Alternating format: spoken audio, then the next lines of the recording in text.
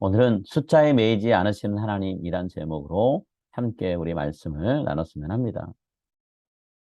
여러분, 연말이 되면 방송사마다 연기대상 혹은 연예대상 같은 어떤 시상식을 거행을 하죠. 이때 대상을 받은 연기자나 연예인들이 수상 소감을 밝히면서 간혹 이렇게 얘기할 때가 있어요. 이 모든 영광을 하나님께 돌립니다. 라고 말할 때가 있습니다. 이 모습을 지켜보면서 우리 그리스도인들이 참 큰 감동을 받을 때가 많죠. 근데 이런 생각을 또 해보게 됐어요. 만약에 대상을 받아서 수상소감을 밝히고 있는 그 연예인이 대상을 받는 건 고사하고 이름도 알려지지 않은 무명의 시절만 보내고 있다고 하면 그런 상황에서도 자기 입으로 제가 하나님께 큰 영광을 돌립니다 라고 말을 했을까라는 거예요. 일반적인 상황, 대부분의 상황을 생각해 보면 그렇지 않죠. 어느 누구한테도 내세울 게 없는 상황이기 때문에 저희 이런 모습으로 인해서 하나님께 영광 돌립니다라고 쉽게 말을 하지 못해요. 그런 상황에 있다고 하면 대부분의 그리스도인은요, 연예인이든 연예인이 아니든 자기 자신이 하나님의 영광을 가리고 있다라고 생각하면서 부끄러운 마음을 갖고 살아가기 쉽다라는 거예요. 우리가 좋은 결과를 얻었을 때, 그런 때는요, 우리가 하나님의 영광을 드러낸다라고 생각을 해요. 그렇지만 좋은 결과가 아직 일어나고 있지 않을 때는 하나님의 영광을 드러낸다고 생각하지 않죠. 오히려 하나님의 영광을 가린다고 생각한다라는 거예요. 근데 우리가 성경의 근거에서 이 생각을 판단해 본다면 여러분 이건 굉장히 잘못된 생각입니다. 하나님의 영광이 우리가 노력해서 좋은 결과 얻었을 때 혹은 얻지 못했을 때 그 여부에 따라서 드러나기도 하고 가려지기도 하고 그런 것이 아니거든요. 좋은 결과가 나오든 좋지 않은 결과가 나오든 우리가 하나님의 말씀에 신실하게 순종하며 살아간다면 하나님은 하나님 자신의 영광을 스스로 드러내세요. 우리의 삶의 모습이 우리가 살아가는 어떤 노력의 결과가 좋으냐 나쁘냐 우리 흔히 이야기하는 성공적이냐 실패느냐 그건 중요하지 않다라는 거예요. 하나님은 때에 따라 필요에 따라 하나님 자신의 영광을 드러내십니다. 오늘 미디안과의 전쟁을 앞두고 있는 기드온에게 하나님은 이 사실을 가르쳐 주려고 하고 계세요. 이스라엘 백성들이 미디안의 압제를 받고 살아온 게 7년입니다. 미디안 족속은 이스라엘보다 수가 많고요. 강했어요. 여러분 군인의 수가 많다는 거. 고대 전쟁에서 승리할 수 있는 요인 중에 하나죠. 이건 현대 전쟁에서도 일정 시점까지는 유효한 사실이었어요. 수가 많으면 이길 수 있다라는 어떤 그런 법칙이 어느 정도 있었습니다. 실제적인 예를 말씀드릴게요. 6.25가 발발하고 어, 한참 밀리다가 다시 미군과 연합군, 국군이 두만강까지 반격을 해서 올라갔었죠. 그런데 그렇게 거의 이젠 전쟁이 끝 지점에 이르렀다 생각될 때 연합군이 다시 아래로 내려올 수밖에 없었던 상황이 있었어요. 네, 그랬던 이유가 뭐냐면 중공군이 인해 전술을 사용했기 때문이죠. 사람을 바다처럼 계속해서 군인들을 밀고 내려가게끔 만들었을 때. 지금도 중국이 전 세계에서 가장 인구가 많은 나라지만 그때 당시에도 어마어마한 인구를 갖고 있었거든요. 그래서 군인들을 총알바지, 방패 삼아서 계속해서 밀고 내려왔단 말이에요.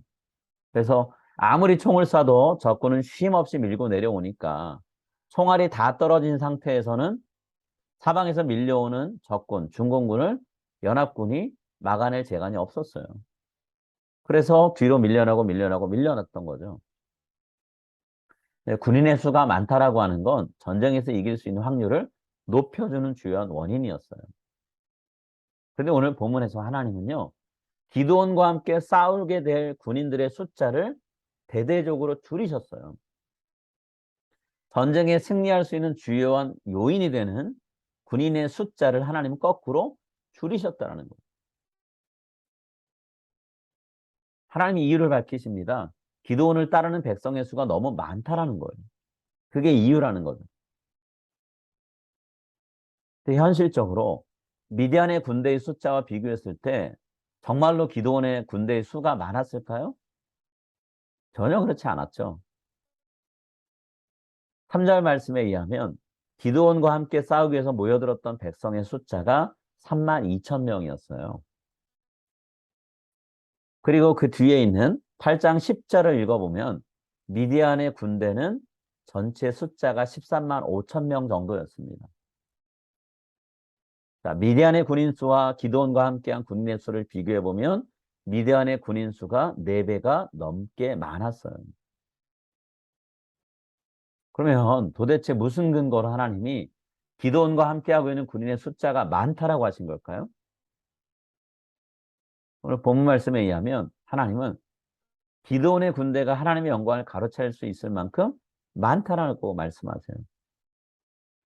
미디안 군대와 비교해서 많다가 아니고요. 하나님의 영광을 가리기에 충분할 만큼의 숫자가 있다라고 얘기하시는 거예요. 이 정도 숫자면 전쟁을 치르고 난 다음에 하나님의 영광을 가릴 수 있다라는 거예요. 전쟁의 승리의 공을 본인들에게 돌릴 수 있다라는 거죠. 2절 말씀 한번 우리 같이 읽겠습니다. 여호와께서 기드온에게 이르시되 너를 따르는 백성이 너무 많은즉 내가 그들의 손에 미디안 사람을 넘겨주지 아니하리니 이는 이스라엘이 나를 거슬러 스스로 자랑하기를 내 손이 나를 구원하였다 할까 함이니라. 여러분 무려 4배가 넘는 군대와 싸워야 됐습니다. 힘겨울 수 있죠. 만약에 이 전투에서 승리한다고 하면 그 공은 고스란히 이스라엘 군대의 몫이 될 수 있어요. 이렇게 적은 숫자를 가지고도 우리는 이 전쟁을 승리로 이끌었다라고 말할 수 있다는 거예요. 이스라엘 백성들 본인들이 용감하게 싸운 결과로 승리한 거다라고 말할 수 있었다라는 거죠. 이스라엘 백성 자신들의 입에서 승리의 원인을 하나님께로 돌릴 여지가 사라질 수 있다라는 거예요.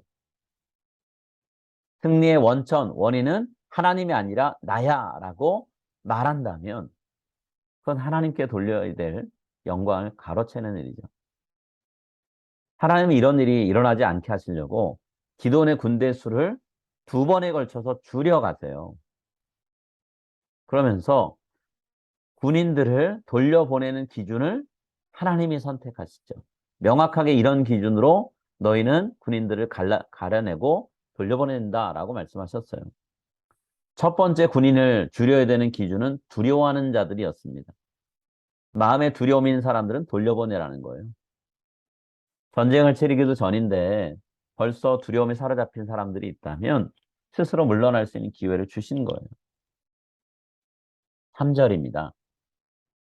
이제 너는 백성의 귀에 외쳐 이르기를 누구든지 두려워 떠는 자는 길르앗산을 떠나 돌아가라 하시니 이에 돌아간 백성이 2만 2천 명이요 남은 자가 10,000명이었다. 여러분 자신들보다 4배가 많은 적군과 싸워야 된다고 하면 두려워하는 사람들이 왜 없었겠어요? 그런데 두려워하는 자들의 수를 헤아려 보니까 아직 전쟁을 치르기 전인데 이미 두려움에 사로잡힌 사람들, 그래서 전쟁에 임할 수 없는 사람의 숫자가 2만 2천 명이에요. 비율로 따지면 전체 중에서 3분의 2가 넘는 숫자가 두려움 때문에 전쟁을 감당할 수 없었다라는 거예요.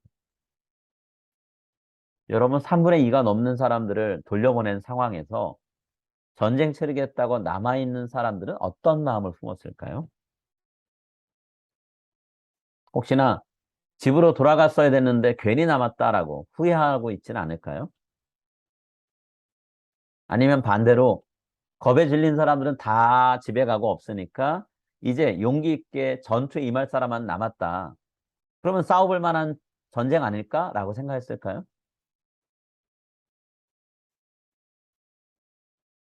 미디안 군대가 13만 5천 명이고 남은 사람이 10,000명이니 대략 계산하면 13대 1의 싸움입니다. 여러분 이 싸움에서 이기기만 하면 전쟁사에 길을 남을 일 아니야 라고 하면서 한번 싸워보지 뭐 이런 생각 했을까요? 남아있는 군인들이 어떤 생각을 했는지 우리는 정확히는 알 수는 없어요. 성경이 밝히고 있지 않으니까요. 그냥 상상을 해볼 뿐입니다. 그렇지만 남아있는 만 명의 군인들을 바라보고 계시는 하나님의 생각은 우리가 분명히 알 수 있어요. 오늘 본문이 하나님의 생각이 어떠한지를 밝히고 있거든요. 하나님은 기도원과 함께하는 군인들의 숫자가 아직도 많다라고 생각하셨어요. 13대 1의 싸움에서 승리를 거둔다면 이스라엘 백성들이 여전히 그 승전의 공을 자신들에게 돌릴 가능성이 컸다라는 거예요. 그래서 하나님은 이번에도 또 다시 기드온에게 군인들의 숫자를 줄이라라고 말씀하세요. 자, 이번에도 돌려보내야 될 사람과 남겨야 될 사람의 결정 기준은 하나님이 정하시겠다라고 말씀합니다. 4절인데요. 제가 읽겠습니다. 4절 말씀. 여호와께서 또 기드온에게 이르시되 백성이 아직도 많으니 그들을 인도하여 물가로 내려가라. 거기서 내가 너를 위하여 그들을 시험하리니 내가 누구를 가리켜 내게 이르기를 이 사람이 너와 함께 가리라 하면 그는 너와 함께 갈 것이요 내가 누구를 가리켜 내게 이르기를 이 사람은 너와 함께 가지 말 것이니라 하면 그는 가지 말 것이니라 하신지라. 물가에 내려가서 물을 마시는 사람들을 살펴보게 됩니다. 그랬더니 두 그룹으로 나눠져요. 손으로 물을 떠서 입에 대고 핥는 사람들이 있었습니다. 숫자를 헤아려 보니 300명 정도였어요. 나머지 99,700명, 그들은 무릎을 꿇고 고개를 숙이고 물을 마시고 있는 거예요. 자, 하나님이 이 두 그룹 중에서 어느 쪽을 선택하셨나요? 수가 현저하게 적은 쪽을 택하셨어요. 자, 하나님이 선택하신 대로 결정하고 숫자를 남기면 처음 모였던 32,000명 중에서 채 1%가 안 되는 300명만 남는 거예요. 이 300명이 미디안의 군대 13만 5천 명과 싸워야 됩니다. 계산해보면요. 이스라엘 군인 한 명이 미디안 군인 450명과 싸워야 되는 상황이에요. 여러분, 이거 말도 안 되는 싸움이잖아요. 한 명이 450명을 물리쳐서 죽이든 다치게 하든 도망치게 하든 해야 되는 거예요. 자, 이런 상황이 됐습니다. 그런데 하나님은 이제서야 비로소 전쟁을 치를 준비가 다 맞춰졌다 이렇게 말씀하죠. 그러면서 하나님은 앞으로 이 싸움을 싸우면 이스라엘이 승리할 거다라고 말씀하지 않으시고요. 하나님의 구원을 경험할 거다라고 말씀하세요. 300명이 13만 5천 명과 싸워서 이긴다면 그 이긴 결과는 어떻게 해서 얻어진 거란 말씀하시려는 걸까요? 이스라엘 백성이 힘써 싸워서 얻게 된 승리가 아니라는 거예요. 하나님께서 이스라엘 백성과 함께 싸우셔서 은혜로 얻게 하신 구원의 결과다라는 거예요. 자, 이스라엘 백성의 노력의 결과로 얻은 승리가 아닌 하나님이 함께 싸워주셔서 은혜로 얻게 된 구원을 맛보게 될 때 그때 비로소 하나님의 영광이 드러날 거라는 거예요.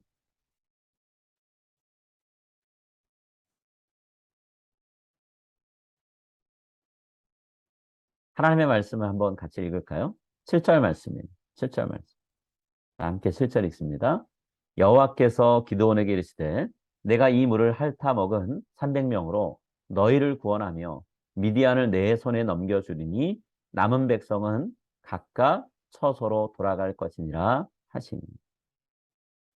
하나님께서 이스라엘 백성 군대 300명과 함께 싸워서 이스라엘 민족 전체를 미디안 족속의 손에서 구원하겠다 말씀하셨어요. 이 말씀을 통해 하나님이 우리에게 하시려고 하는 메시지가 뭔가요? 하나님은 숫자에 매여서 일하시는 분이 아니라는 거예요. 하나님은 언제나 숫자에 매이지 않은 상태에서 하나님이 쓰실 만한 사람이 얼마나 많은가, 그들이 어떤 사람인가, 그거에 매여서 일하시는 분이 아니라는 거죠. 성경은 그런 예들로 가득합니다. 엘리야가 갈멜산에서 바알과 아세라 선지자 850명과 대결이 되는 순간에 하나님은요, 엘리야 한 사람을 통해서 하나님의 능력을 보여주셨어요. 그리고 스스로 하나님 자신을 영광스럽게 하셨어요. 오늘 하나님은 기드온과 함께한 300명으로 미디안 군인 13만 5천 명을 충분히 물리치게 하셨어요. 성경을 통해 알게 되는 하나님은요, 사람이 갖고 있는 뛰어난 능력에 의지해서 하나님의 일을 하지 않으신다라는 거예요. 오히려 자기 자신을 스스로 내세울 수 없는 상황에 처해 있는 사람들, 그런 사람들을 통해서 놀라운 일을 일으키셨고 하나님 자신의 스스로의 영광을 드러내셨다라는 거예요.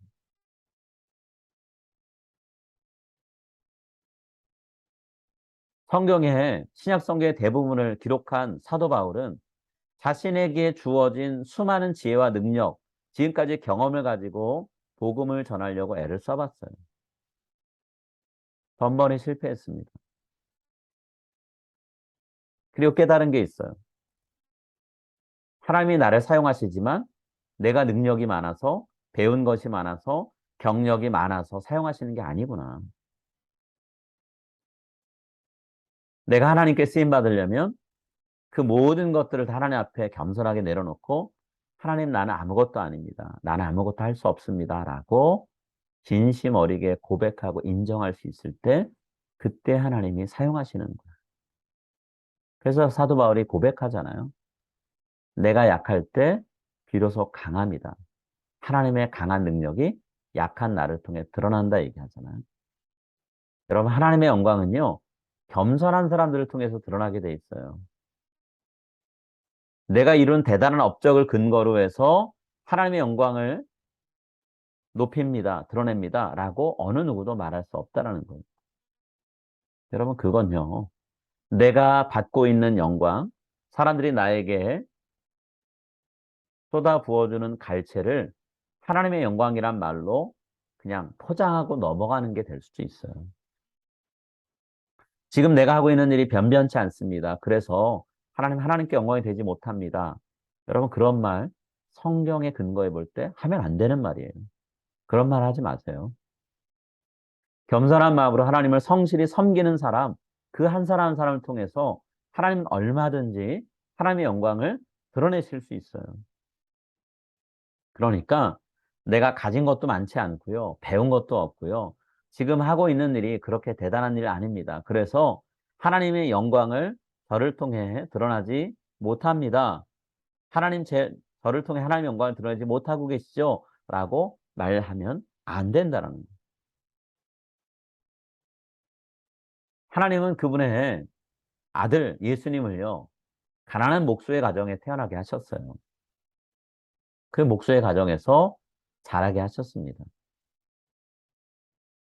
예수님이 사시던 당시의 기준으로 보자면 변변한 거 없고 내세울 것 없는 그런 인물이었지만, 그러나 하나님은요, 그런 예수님, 목수의 아들인 예수님을요, 온 인류, 이 세상 전체를 구원하는 구원자로 세우고 사용하셨어요.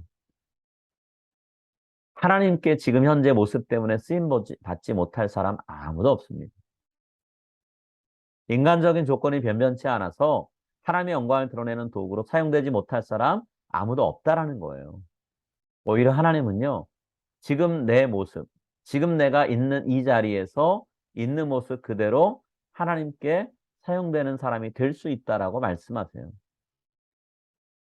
가진 것 전부가 두 렙돈이라 두 렙돈을 드렸던 그 여인, 그 여인의 마음을 우리가 품고 하나님, 지금 제게 있는 전부를 하나님께 드리니 사용해 주십시오라고 우리가 주님께 말씀드릴 수 있다면 하나님 우리를 그렇게 있는 그대로 사용하십니다. 내 모습이 어떠함에 상관없이 나를 사용하시고 나를 통해 일하실 하나님, 나를 통해 자신의 영광을 드러내실 하나님을 바라보며 주님, 내가 여기 있사오니 나를 사용해 주옵소서라고 고백하고 기도하며 하나님께 귀하게 쓰임받는, 신실하게 하나님의 일에 참여하는, 동참하는 우리 모두가 여러분이 될 수 있기를 간절히 소망하고 기도합니다. 우리 함께 나눈 말씀 생각하면서 기도하겠습니다.